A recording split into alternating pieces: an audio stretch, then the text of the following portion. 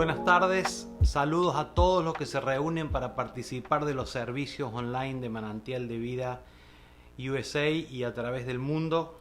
Sería muy bueno que nos dejes tus comentarios o tus saludos en el chat.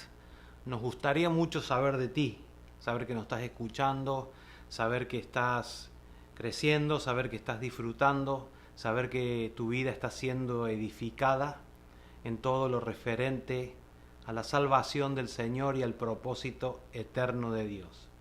Con esa premisa, con esa intención, hoy vamos a desarrollar juntos un tema titulado Las únicas marcas de aquellos que habitan la nación que nace de Dios. Aunque el título suena quizás un poco largo o difícil de comprender, necesitamos que estas palabras sumen a la construcción y a la madurez que nosotros como hijos debemos desarrollar para alcanzar plenitud, tal como nos fue anunciado y afirmado el jueves en la reunión que tuvimos online. Si quisieras participar en las reuniones que tenemos online a través de la aplicación Zoom, puedes mandarnos un email a manantialdevida@gmail.com y ahí vamos a poder darte acceso a las reuniones que tenemos. Como les explicaba hace un ratito, nosotros necesitamos que toda esta palabra sume a la construcción. Dice la Escritura que la casa está construida de piedras vivas y nosotros queremos ser esas piedras vivas que sean adaptadas, pulidas y puestas en la construcción que el Señor está haciendo en su iglesia. Su iglesia, como lo vamos a ver luego, contiene muchas congregaciones. No somos exclusivos, nadie es exclusivo, somos muchas las congregaciones que formamos la iglesia del Señor. Somos muchas las casas que formamos la iglesia del Señor. Entonces, como casa, la palabra que nos conduce en el año 2020, en el año 2020, año en que vivimos, es que la iglesia es la nación y el evangelio es su constitución. Y por más que el mundo esté convulsionado, por más que el mundo esté golpeado a los ojos de los hombres, nosotros estamos convictos de lo que sabemos. Estamos convictos en este sentido, que esta nación que nace de Dios es la iglesia, formada, como expresamos antes, como dije hace un momentito, por muchas congregaciones. Entonces, en este punto de la edificación, en este punto de su edificación, estamos trabajando sobre algo muy importante. Estamos trabajando sobre nuestra historia, no como historiadores de nuestras raíces, y no está mal que quieras saber de dónde vienes, que quieras saber de tus antepasados, de tus ancestros. No me refiero a esa historia, que puede ser muy buena o muy mala, eso lo vamos a ver después, sino entendiendo que en este tiempo que nos toca vivir, si nosotros queremos ver establecida la nación que nace de Dios, debemos determinar nuestra historia y nuestras historias. Todos nosotros tenemos una historia y tenemos historias. Las historias son las cosas personales, son de dónde vengo, dónde nací, qué nacionalidad geográfica tengo, de quién hemos descendido, si los diferentes tipos de personas, de qué etnia o de qué naciones hemos descendido. Esa es nuestra historia. Si tuvimos papá, si no tuvimos mamá, si nos crió la abuela, si el tío, quien fuera. Esa es nuestra historia. Y después tenemos nuestras historias, que son las cosas personales que hemos vivido, las historias personales que hemos disfrutado o padecido, y esto tiene una gran similitud con el pueblo de Israel. En la antigüedad el pueblo de Israel tenía muchas historias, así como tuvo muchos héroes en muchos de nuestros países, en todos los países de Latinoamérica y del mundo hay héroes. En Argentina, por ejemplo, tenemos a San Martín, en Chile también tienen a San Martín, Simón Bolívar en Colombia, en Venezuela, George Washington en América y muchos otros héroes. Así como muchos héroes, también hay muchos relatos para contar. Pero particularmente hablando del pueblo de Israel, todo se les complica, todo se les complica, todo se les complicó cuando el Señor Jesucristo vino para decirles que ahora había llegado el reino de Dios y que ese reino debía tener una sola historia. Se habían acabado las historias de los héroes, se habían acabado la historia de los profetas, se habían acabado la historia de los caudillos. Eso sucede cuando y cómo lo podemos ver bíblicamente, cuando en el monte de la configuración, estando Moisés y estando Elías, señalando y representando a la ley, a los profetas, el Padre dice, hablando de Cristo, hablando de Jesús, a Él escuchás. Había una sola historia que debía ser escuchada a partir de ese momento. Y esto no solo fue un problema de una nación, sino que hoy, en el año 2020, es la marca completa de una generación. Los seres humanos decimos que tenemos una historia, todos tenemos una historia. Y esa historia dice que el pensamiento del hombre comenzó a forjarse en él desde que fue formado en el vientre de su madre. Ese pensamiento se forma en nosotros y mezclamos la historia y nuestra historia. Todos tenemos una historia y esa historia son como los puntos de navegación de los marineros en la antigüedad. En el pasado, cuando no existía la tecnología GPS o GPS, que es el sistema de posicionamiento global, hoy antes había que comprar un aparato separado. Yo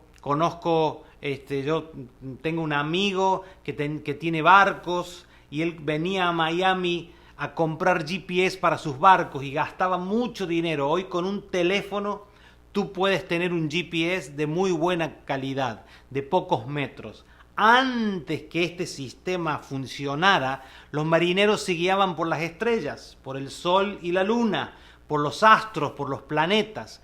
Esas estrellas que ellos bien conocían, que podían hacerlos navegar de día y los hacían navegar de noche, esas estrellas que ellos bien conocían, los hacían volver a su puerto de origen. No importa dónde habían ido, los hacían volver a su puerto de origen. Podían retornar porque conocían las estrellas, se guiaban por las estrellas. En la actualidad, tal como esos marineros del pasado, las estrellas en forma de las marcas de la vida, en forma de nuestras historias, son las que nos hacen volver una y otra vez al mismo lugar.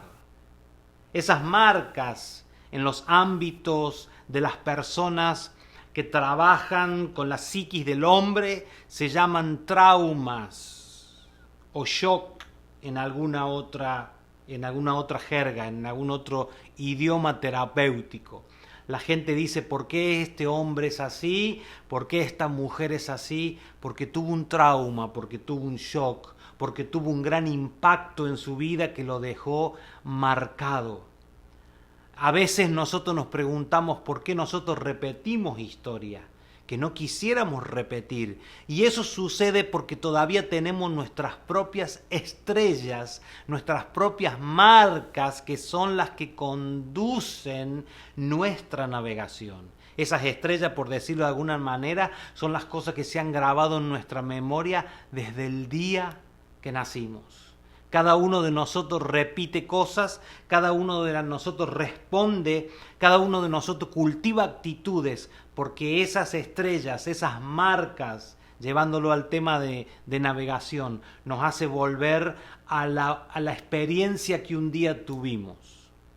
Ahora, como hijos, y para eso apunta esta palabra, para nuestra madurez, no le estamos hablando a personas que no conocen al Señor. Estamos hablando a personas que conocen al Señor.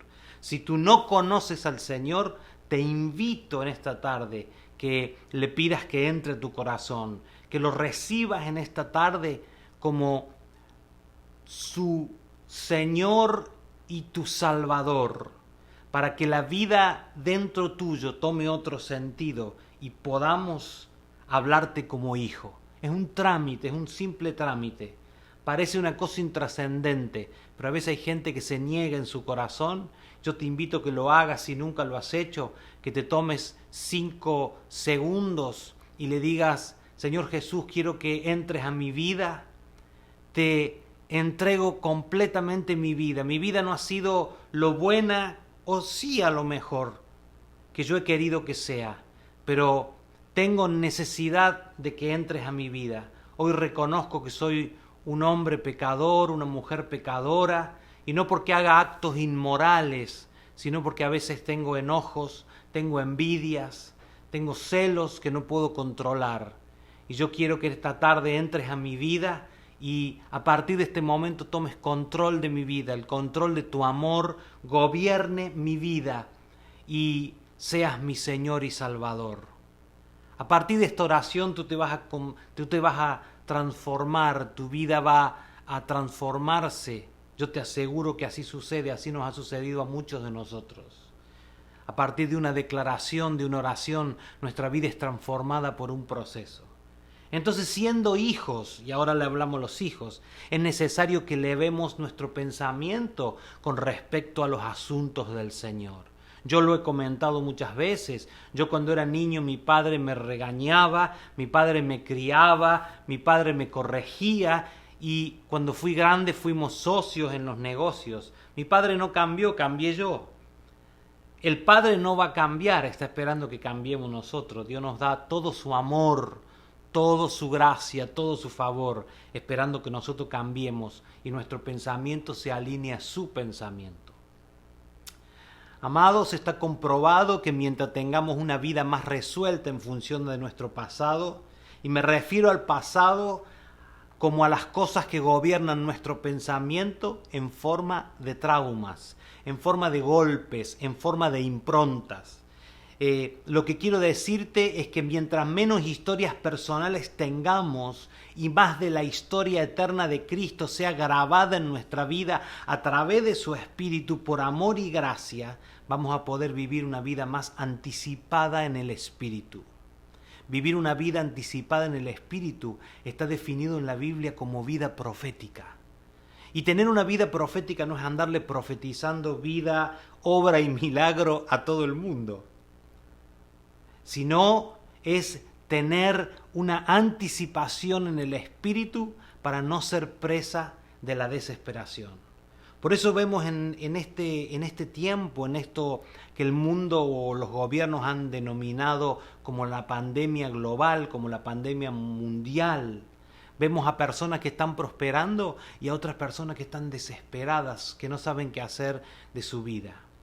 Entonces nosotros, queriendo tener mayor entendimiento, queriendo tener mayor madurez, queriendo entender un poco más al Señor, tenemos que anticiparnos y tener una forma de pensar más elevada.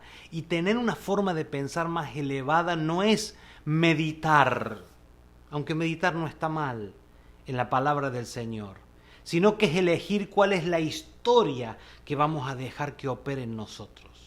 La forma más elevada es elegir cuál es la historia que vamos a dejar que gobierne nuestra vida. Mientras nosotros elevemos la forma de pensar en, por y para Cristo, vamos a poder anticiparnos a las amenazas del futuro. ¿Por qué nosotros expresamos esta enseñanza en forma de verdad? Porque está comprobado que cuando el hombre tiene ideas que han traumatizado su vida, va a vivir permanentemente de amenazas imaginarias. Va a vivir siempre atemorizado de lo que un día vivió, hoy le vuelva a pasar. De que lo que algún día le sucedió, hoy le vuelva a suceder. De lo que algún día sufrió, hoy vuelva a sufrirlo. Y va a tener temores que le van a impedir avanzar. Yo te invito en esta tarde, yo te reto en esta tarde que tengas coraje y tengas valentía y uses de todo lo que el Señor ha puesto en tu vida y te atrevas a reemplazar las luces personales, las estrellas, las cuales están basadas en experiencias individuales, por la única luz verdadera que es Cristo, la única luz del mundo. Yo quiero darte en esta tarde brevemente alguna enseñanza que para mí también es, por supuesto. Ser ministros de la palabra nos pone en un doble, en un doble trabajo, si puede decirse de alguna manera, perdón. Nos pone en un doble trabajo de entender la palabra y transmitirla lo más fielmente posible y por supuesto vivirla. El apóstol Pablo, San Pablo, de quien queremos aprender en esta tarde, definía su posición al respecto a las experiencias individuales, a las luces, a las estrellas, como que queramos verlo, a las marcas de nuestra vida, literalmente a las marcas de nuestra vida. Definía su posición al respecto de esta manera. En el libro de la carta a los Gálatas, capítulo 6, versículo 17, dice así: de aquí en adelante nadie me cause molestias, porque yo traigo en mi cuerpo las marcas del Señor Jesús. Él no hablaba de su pasado, él no hablaba de todo lo que le había sucedido, sino que él había definido que las marcas que él iba a llevar eran las marcas del Señor Jesús. Ahora, la palabra marcas en esa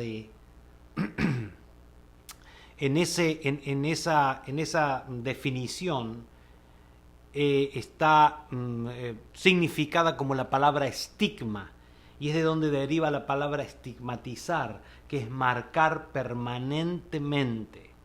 Pensemos nosotros si alguien tenía razón para estar estigmatizado, estar marcado permanentemente.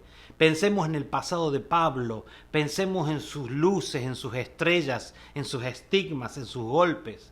Antes de ser Pablo, el apóstol San Pablo, al cual leemos en la mayoría de las cartas apostólicas, él fue Saulo de Tarso. Saulo tenía una carta legal, tenía un documento legal para perseguir, traer a juicio y hacer matar y hacer encarcelar a los que predicaban el evangelio. Pensemos en las luces y estrellas que él tenía antes de conocer al Señor. Dice que él fue hebreo de hebreos, discípulo de Gamaliel. Él fue un hombre muy preparado. Toda su vida estaba estigmatizada. Pablo había consentido en la muerte de Esteban, del mártir Esteban, del primer mártir cristiano. Él fue el que dijo: mátenlo, yo estoy de acuerdo. Si algo pasa, yo tengo un documento que los va a respaldar. Pablo estaba estigmatizado como un asesino. Pero tiempo después, él estaba postrado delante del Señor y allí empezó su transformación, lo que todos conocemos. Quiero decirte, y necesitamos entender, que mientras que habitemos en este cuerpo tendremos que luchar con nuestros estigmas. El punto crucial, hablando de esto, será si nosotros los alimentamos, si nosotros avivamos y alimentamos nuestros estigmas, nuestras marcas, o un día le damos un punto final. Nosotros tenemos que darle por el Espíritu un punto final a nuestras marcas y reemplazarlas por las marcas de Cristo. Los únicos estigmas, las únicas marcas que el Padre respeta y reconoce es que llevemos las marcas de Cristo en nuestra vida. Y por favor, nada tiene que esto que ver con algo místico, con aquello que alguna vez escuchamos, leímos de personas místicas que le aparecieron marcas físicas, sino que esto es absolutamente espiritual. Pablo no hablaba de las marcas de Cristo como estigmas en sus manos y en sus pies, si bien a él le habían dado más o menos o aproximadamente 120 azotes por predicar el evangelio. Pablo luchaba contra su pasado, así como luchamos muchos de nosotros. Él dice que tenía un aguijón en su carne que lo molestaba. Algunos historiadores refieren que él tenía una especie de infección permanente en sus ojos, como una conjuntivitis. Era un hombre que había sido golpeada, tenía aparentemente la nariz fracturada por esos golpes. No era una persona de apariencia muy grata, pero sí era alguien poderoso en el Señor.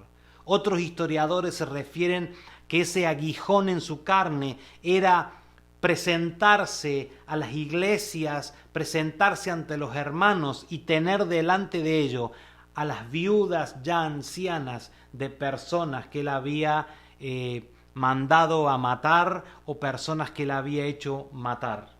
Esas dicen los historiadores. Ahora nosotros, aprendiendo de estas cosas, aprendiendo de que siempre vamos a tener que estar trabajando en el tema de nuestros estigmas, de nuestras marcas. ¿Cuáles son las marcas que debemos, cuáles son las marcas que podemos como hijos, hace un rato hablamos de los hijos, tener por el Espíritu? Primero, la primera marca es la marca de que las tinieblas son absorbidas por la luz de Cristo. Lucas 23, 44 y 45, hablando de la escena de la crucifixión, dice lo siguiente: cuando ya era como la hora sexta, hubo tinieblas sobre toda la tierra hasta la hora novena. Fueron 3 horas, y el sol se oscureció y el velo del templo se rasgó por la mitad. La primera marca que nosotros debemos tener es que si la vida de Cristo está en nosotros, debemos tener la marca y debemos tener la evidencia de que las tinieblas son absorbidas por la luz del Señor. Aquí no hay problemas si tu vida en algún momento operó en tinieblas. Hay gente que me cuenta como ministro su testimonio, me cuentan todas las atrocidades, todos los pecados que han cometido. No hay problema. Mientras que esas tinieblas son absorbidas por la luz, no hay problema. No pueden habitar juntamente con la luz tinieblas en nosotros. Se supone, según el plan y el diseño perfecto de Dios, que si llevamos una marca del Señor en nosotros, tenemos que tener una medida de luz que disipe permanentemente las tinieblas. No se supone que tú luches en la vida con todas las cosas permanentemente, siempre con lo mismo. Hay una medida de luz que tiene que vencer las tinieblas. Mientras que Cristo estuvo crucificado de las 9 de la mañana hasta las 12 del mediodía aproximadamente, solo durante 3 horas de las tinieblas inundaron la tierra. Y no hubo un eclipse, porque científicamente nunca hubo un eclipse total de sol, sí parcial, pero no total, y dice que ahí hubo oscuridad total, que durara 3 horas. Sino que había un sistema natural, la naturaleza estaba respondiendo al Cristo que estaba siendo crucificado. Pero lo más importante, y esto es histórico, lo tenemos que saber, fue que al pasar esas 3 horas las tinieblas fueron absorbidas por la luz. No hubo más tinieblas. Si nosotros fuimos crucificados con Cristo, esa luz debe operar en nuestra memoria y cuando hablemos, habrá luz y la oscuridad será absorbida. He hablado con personas que han pasado cosas muy dolorosas en su vida, cosas que han sido realmente estigmas, marcas, y hay cosas que han sido tenebrosas. Y siempre o casi siempre les digo lo mismo: tú puedes elegir en vivir ahí permanentemente o moverte y salir de esa cárcel de una vez por todo. Nadie dice que fue fácil, nadie dice que no fue duro, nadie dice que no fue doloroso. Pero el tema es si vuelves permanentemente, en tu mente traes el recuerdo, acaricias ese recuerdo como si fuera un gatito y lo traes a vivir contigo para siempre. Señores, figurativamente hablarlo, hay que sacar el gato fuera de la casa y arrojarle piedras hasta que se vaya y nunca más vuelvo. Estoy hablando de esto y no de los animalitos.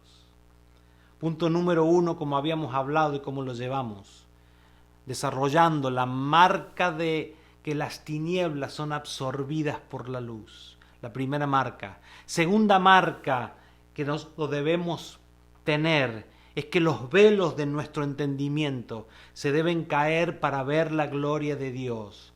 Mateo 27, 50 y 51 dice: mas Jesús, habiendo otra vez clamado a gran voz, entregó el Espíritu. Y aquí el velo del templo se rasgó en dos, de arriba a abajo, y la tierra tembló y las rocas se partieron. Quiero ser un poquito histórico en esta tarde. El velo del velo del templo no era una camisa. Se supone por las historias y por lo científico y por lo que está escrito que eran muchísimas capas de diferentes telas que tenía hasta 3 pies de espesor.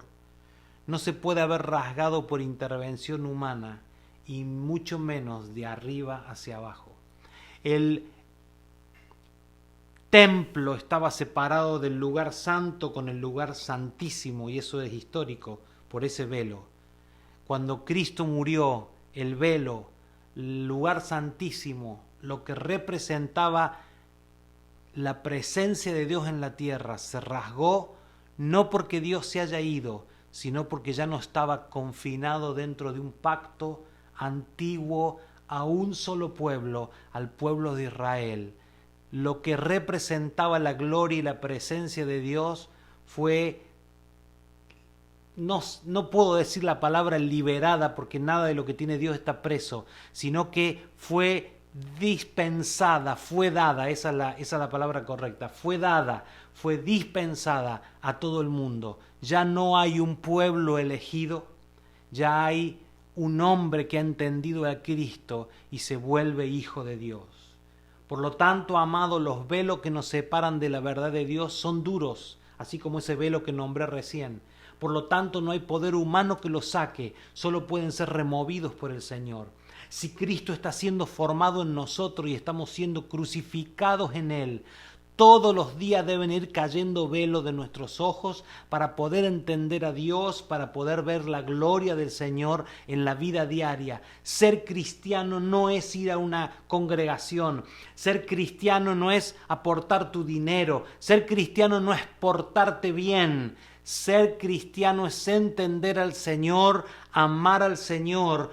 Todo lo demás viene por añadidura, y es ver la gloria del Señor en nuestra vida diaria, gobernar nuestra vida, favorecer nuestra vida, que nosotros podamos transferir esa vida a lo demás en nuestro propósito. Dice también, en el mismo versículo y capítulo, dice, y la tierra tembló y las rocas se partieron. El apartado número 3 dice que una de las marcas que nosotros tenemos que también vivir es que nuestro corazón de piedra es quebrantado. Cuando somos crucificados, nuestro corazón de piedra es quebrantado. Decimos quebrantado, y digo quebrantado no para destrucción, sino para tomar una forma. Nuestro corazón va tomando forma, lo dije al principio, va tomando la forma de la edificación en el Espíritu para que nuestra vida encaje dentro del diseño de lo eterno de Dios. Por eso que en la construcción del templo dice el diseño que no se iba a oír ninguna piedra, ningún golpe de herramienta. Las personas que trabajaban traían las piedras ya pulidas y las ponían en el templo, encajaban perfectamente una y otra. Eso es lo que deben pasar en nuestras vidas. Nosotros tenemos que ser transformados de tal forma por el Espíritu del Señor que encajemos en los diseños eternos sin ajuste previo. Número 4 y última es la marca de la resurrección. Mateo 27, 52 y 53 dice, y se abrieron los sepulcros. ¿Quién sale de un sepulcro? Nadie. Solamente los que resucitan. Yo hasta el día de hoy conozco, no lo metieron en el sepulcro, pero conozco una persona que resucitó después de estar, creo que 6 o 8 horas muerto. Sí resucitó, pero no lo llegaron a poner en un sepulcro, no lo llegaron a enterrar, no lo llegaron a sepultar. Dice Mateo 27, 52, 53, y se abrieron los sepulcros, y muchos cuerpos de santos que habían dormido se levantaron y salieron de los sepulcros después de la resurrección de él, vinieron a la santa ciudad y aparecieron a muchos.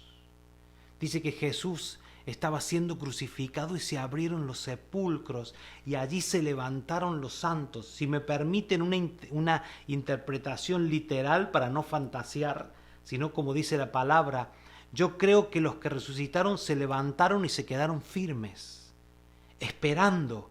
Esos santos, esos hijos que resucitaron cuando Cristo murió, se quedaron 3 días esperando. ¿Por qué? Porque quiero ser fiel en lo que te digo, no quiero crearte una imagen distorsionada. ¿Por qué te digo esto? Porque ninguno de ellos podrían haber resucitado antes que el Señor, porque Él era la primicia. Si volvemos a leer la palabra, Mateo 27, 52 y 53 dice: y se abrieron los sepulcros, y muchos cuerpos de santos que habían dormido se levantaron, y saliendo de los sepulcros, hay un complemento explicativo en comas, dice: después de la resurrección de Él, vinieron a la santa ciudad y aparecieron a muchos. Eso es histórico, tenemos que leer la Biblia como debe ser. Ahora, cuando Él resucitó, Él fue la primicia, Él fue el primero. Todos los demás tomaron vida. Entonces dice que vinieron luego a la santa ciudad y aparecieron a muchos dando testimonio. Para nosotros, eso fue histórico, pero para nosotros, para nuestra historia, la resurrección ya sucedió. Nosotros no tenemos que esperar los 3 días, sino que muertos a la naturaleza del pecado, debemos vivir como resurrectos, debemos vivir como resucitados. Aquella persona que alguna vez estuvo cerca de la muerte, yo les aseguro, consigan una entrevista o pregunten a alguien que tuvo alguna vez una enfermedad grave, alguien que tuvo una enfermedad terminal y no murió, aquel que estuvo cerca de la muerte, hoy tiene otra perspectiva de la vida. Vive, ve y siente la vida de otra manera, ve las cosas con otros ojos. Este es el estigma y la marca del Señor y de todo lo que hemos resucitado con Él. Amados, lo que está sucediendo en el mundo no se le ha escapado al Señor. Entiende que estamos metidos hoy en un sepulcro. Nuestras casas son un sepulcro del cual un día saldremos resucitados. Esa resurrección que vamos a tener dentro de algún poco tiempo, cuando volvamos a salir y volvamos a gozarnos, y no es porque ahora no estemos gozosos, sino que podamos estar juntos, es para que recapacitemos y veamos lo que verdaderamente tiene valor. Cuánto vale la vida que el Padre nos dio, cuánto vale la familia que nos rodea, cuánto vale las personas que nos rodean. Y empecemos a ver no solo esto, sino nuestra vida completa como resucitados. Y no como exigiéndole al Señor cosas como niños consentidos o caprichosos, sino como resucitados, personas agradecidas, personas que tienen tiempo para oler una flor, personas que tienen tiempo para decir te quiero, personas que tienen tiempo para hacer una llamada, personas que tienen tiempo para perdonar y se dedican a perdonar como forma de vida. Amados, la nación que nace de Dios no tiene historia personal. Donde haya alguien en estos tiempos cuya vida está siendo crucificada como sacrificio vivo, yo te profetizo que se irán las oscuridades, te profetizo que se romperán los velos que no nos permitían ver lo que Dios quería mostrarnos y se levantarán los muertos que fueron llamados a resurrección. Todos los que están escuchando fueron llamados a resurrección. Todos los que reciben esta palabra hoy la recibirán después. Están siendo llamados a resurrección, a vivir una vida de resurrección, a vivir una vida resurrecta, no una vida de abajo, sino una vida de arriba. Tenemos que saber, amados, que mientras que habitemos en este cuerpo tendremos que luchar con nuestros estigmas. Por lo tanto, debemos preocupar por todos los medios de no seguir alimentándolos y así poder darle punto final a cada uno de ellos. Te lo vuelvo a decir, aunque te suene pesado, por favor considérate muerto al pecado, considerémonos muertos a la falta de perdón, considerémonos muertos a las envidias, considerémonos muertos a la gente que no nos ha edificado y nos ha dañado. El muerto no odia, el muerto no tiene envidia, el muerto no tiene celo, el muerto está muerto, pero nosotros estamos muertos para este mundo, pero vivos en el Señor. Considera, por favor, que el único estigma que el Padre respeta es que llevemos las marcas de Cristo en nuestra vida. Y eso va a producir que su vida, su manifestación y su propósito eterno se manifiesten más y mejor en nosotros. Que la plenitud que nosotros hemos hablado en todo este tiempo se producirá en cada uno de nosotros. Será visible, no será un speech, no será un mensaje, será la vida manifiesta de los hijos. Tu vida y mi vida, manifestando el amor de Dios. Padre, en esta tarde, yo te doy gracias por este tiempo. Señor, hablo que esta palabra penetre en nuestros corazones, nuestro espíritu y nuestra vida para hacernos entender lo que nuestras palabras humanas no pueden hacer entender, pero sí la vida de Cristo, pero sí el entendimiento, pero sí, Señor, y esto quiero dejarlo bien claro delante tuyo, el que puedan entender que sí pueden, que sí pueden, que sí pueden. Y esto no es un tema de autosuperación, es el Espíritu de Dios susurrándote a tu oído espiritual que sí puedes. Si mueres, resucitarás. Si abandonas, lograrás. Si sueltas, lograrás tener asido. Si dejas ir, lo recuperarás. Dejarás ir lo que no es del Señor y el Señor traerá a ti lo que es de Él. Amados, gracias por este tiempo. Gracias por estar juntos en esta tarde. Que esta palabra, que su Espíritu, que la paz y la gracia del Señor nos hagan vivir una semana altamente productiva y trascendente. Que la gracia y la paz del Señor les sean multiplicadas hoy y siempre. Va nuestro aprecio, va nuestro saludo fraternal, van los abrazos de nuestra familia para cada uno de ustedes. Gracia y paz.